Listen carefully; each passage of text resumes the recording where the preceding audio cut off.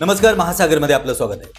ज्या पद्धतीने काल अंजली दमानिया यांनी जे बेछूट आरोप केले होते, काल त्यांनी सांगितले की जवळपास 177 वेळा रुपाली चाकणकर यांनी भोंदू खरात यांना फोन केला. त्याचबरोबर त्या कालचे मुख्यमंत्री आणि आत्ताचे उपमुख्यमंत्री एकनाथ शिंदे यांनी देखील 17 वेळा कॉल केलाय. त्याचबरोबर चंद्रकांत पाटलांनी देखील कॉल केलाय, आशिष शेलार यांनी देखील कॉल केला. असे जेव्हा काल त्यांनी सगळ्या वेळेसह किती कॉल, किती मिनिटं कॉल, किती सेकंद कॉल, कुणाचे किती इनकमिंग, कुणाला किती आउटगोईंग, या सगळ्यांचा हिशोब ज्या पद्धतीने काल त्यांनी मीडियावरती दिला, त्याच्यानंतर आज सगळीकडे खळबळ माजली आहे.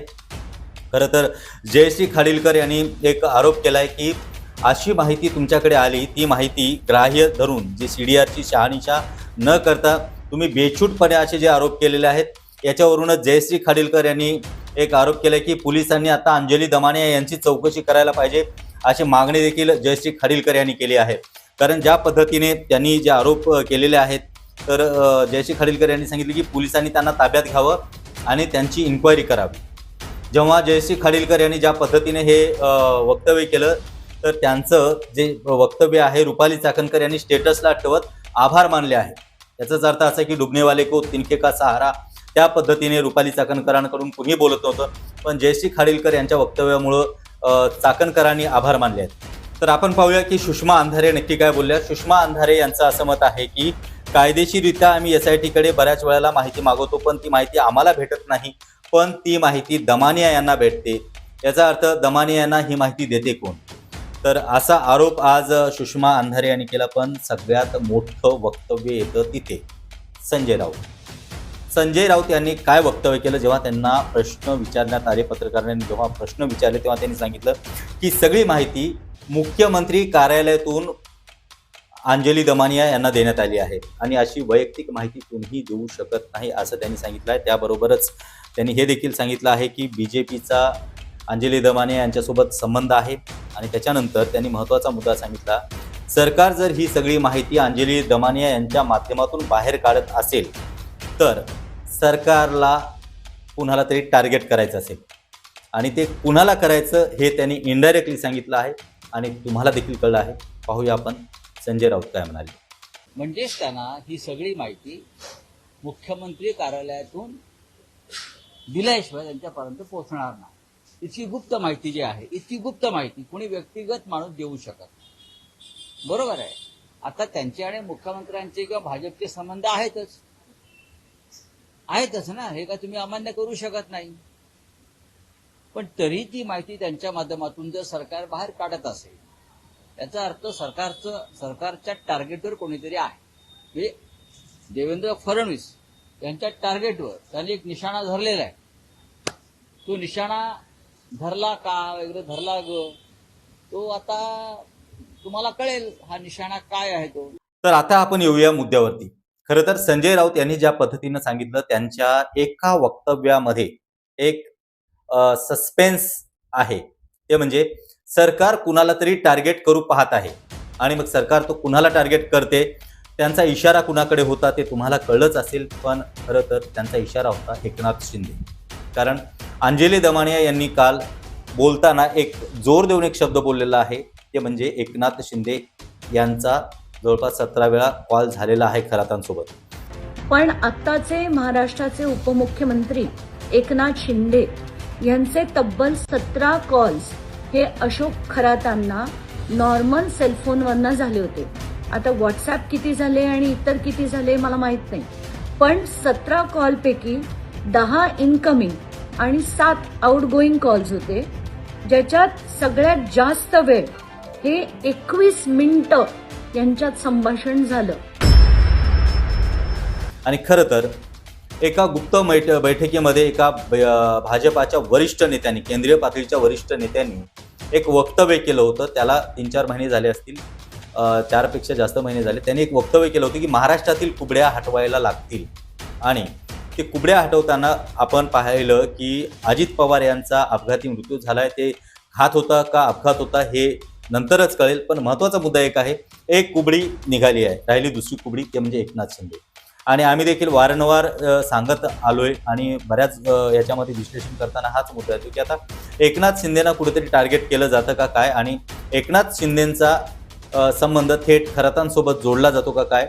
कारण खरं तर याच्यामध्ये विनायक राऊत यांनी देखील एक आरोप केला होता की एकनाथ शिंदेंना ज्या पद्धतीने ते गुवाहाटीला गेले होते, त्या गुवाहाटीला जाण्याचा मार्ग कोणी दाखवला ही शंका देखील तेव्हा विनायक राऊत यांनी उपस्थित केली होती.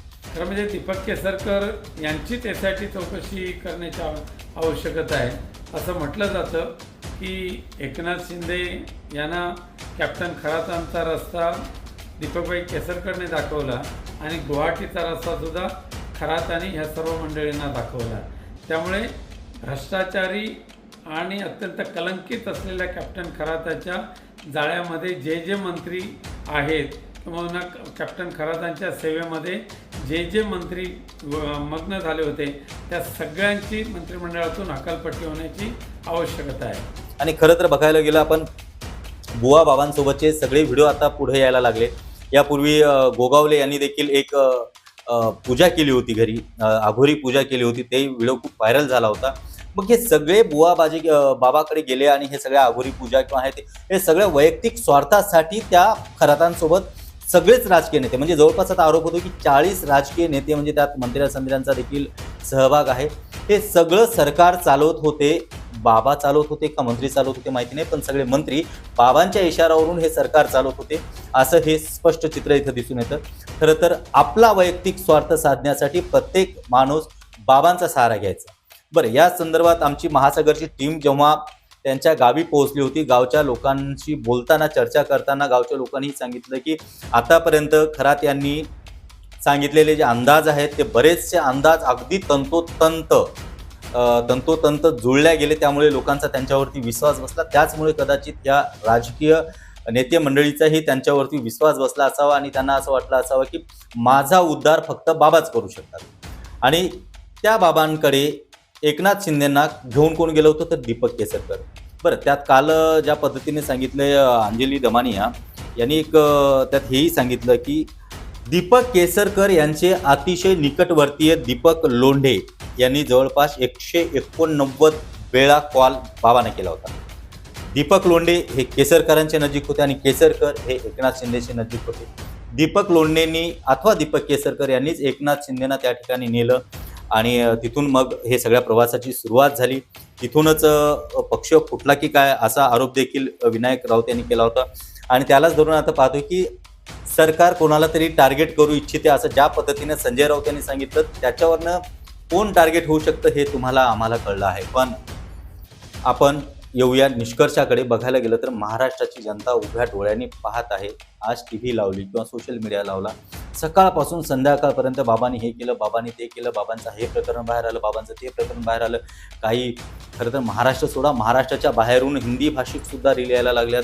म्हणजे दिल्लीपर्यंत का होईना हे प्रकरण पोहोचलं आहे. भारताच्या कानाकोपऱ्यामध्ये ह्या बाबांची लीला पोहोचली आहे. त्यामुळे सोशल मीडियावरती रीलच्या माध्यमातून बाबा एवढे फेमस झाले की भयंकर. पण पुढच्या पिढीवरती याचा काय परिणाम होणार? कारण आज आमचा राष्ट्र, आमचा देश जे चालवणारे नेते आहेत, प्रमुख नेते आहेत, ते जर भोंदू बाबांच्या आहारी जाऊन भोंदू बाबांचा सल्ला घेऊन जर आपलं महाराष्ट्र चालवत असतील तर हे खरंच खेदात्मक आहे, अतिशय दुःखद बाब आहे. कारण पुढच्या पिढीनं काय संदेश घ्यायचा हे यातून दिसून येतं.